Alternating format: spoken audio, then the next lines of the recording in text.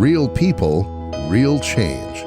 That's the legacy of hope that has been delivered in Christ's name for 55 years through Rockford Rescue Mission. Men, women, and families dealing with despair, homelessness, and abuse have found hope through the love of caring people and a personal relationship with Christ. Meals are served, beds are filled, life skills are shared, hearts are restored, lives are changed. Our mission of restoring hope hasn't changed since the beginning, but just about everything else has.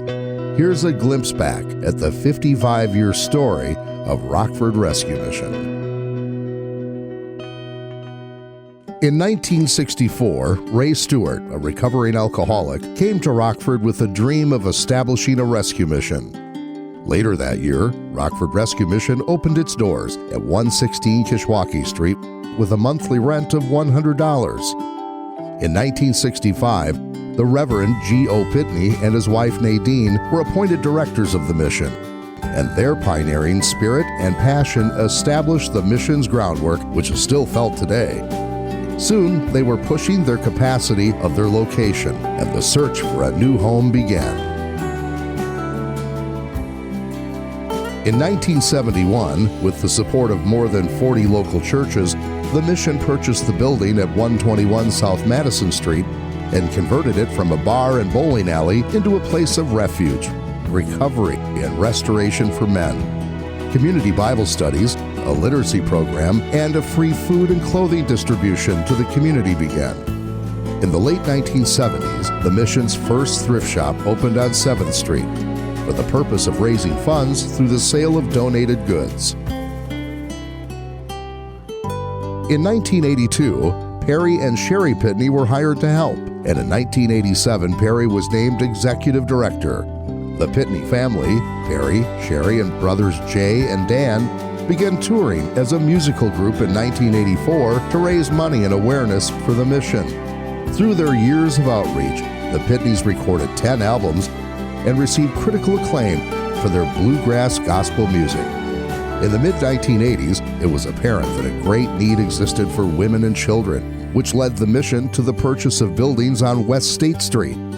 The Pitneys' daughter and son-in-law, Larry and Linda Jameson, along with scores of volunteers, worked tirelessly for years to renovate a former hotel, and in 1985, the Christian Care Center for Women and Children was opened. If there was one decade in the past 50 years that saw the most change, it was the 1990s. In 1996, the mission purchased 5.5 acres of property on West State Street and began its largest undertaking ever, a $4.5 million capital campaign to build a new facility to meet the growing needs of the forgotten. In 1999, the doors of Hope Place opened at 715 West State Street.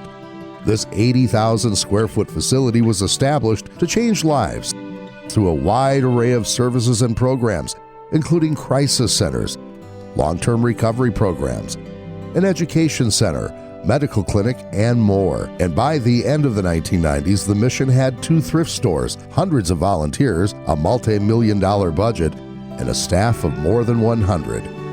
In 1998, Gio and Nadine Pitney retired after years of faithful service and dedication. In 2001, Sherry Pitney was appointed director to lead the next chapter of the mission. We were all shaken in 2005 when Perry Pitney was killed in a single vehicle accident, but we were reminded of God's providence and plan as we saw a glimpse of the broad-reaching effects of the mission, as literally thousands of people from all walks of life came together to celebrate his life. In 2008, the Restoration Cafe was dedicated as a vocational training center. Both Nadine and Gio Pitney passed away near the end of that decade, and the block of Horseman Street between State and Mulberry was designated Pitney Place in their honor. In 2012, the mission purchased the former Bob's Hardware to expand thrift store operations, and the mission received a $750,000 grant for renovations at Hope Place. The mission celebrated its 50th anniversary in 2014, and the vision kept growing.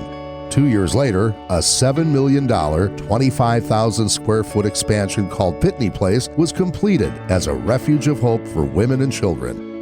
In 2017, our expanded education and career program called Work Center opened, and the building next door to Restoration Cafe became the Remade Shop, featuring unique items crafted by our Women's Life Recovery residents. The William Howard and Lucille D. Dittmar Performing Arts Center opened in 2018, providing creative space for our guests to learn and enjoy music, drama, and dance. And Remade expanded to include our Men's Life Recovery residents. Today, we continue to seek new opportunities to better serve those in need. Where will God lead us? What's the next chapter of our story? It can be hard to be patient as we move through times of growth, expansion, and change. But one thing is exceptionally clear: God is faithful and has always been. We are content to follow His leading, working to be His hands and feet, offering hope to the hopeless, looking into the future, excited to see what God's plans has for the next 50 years, the Rockford Rescue Mission.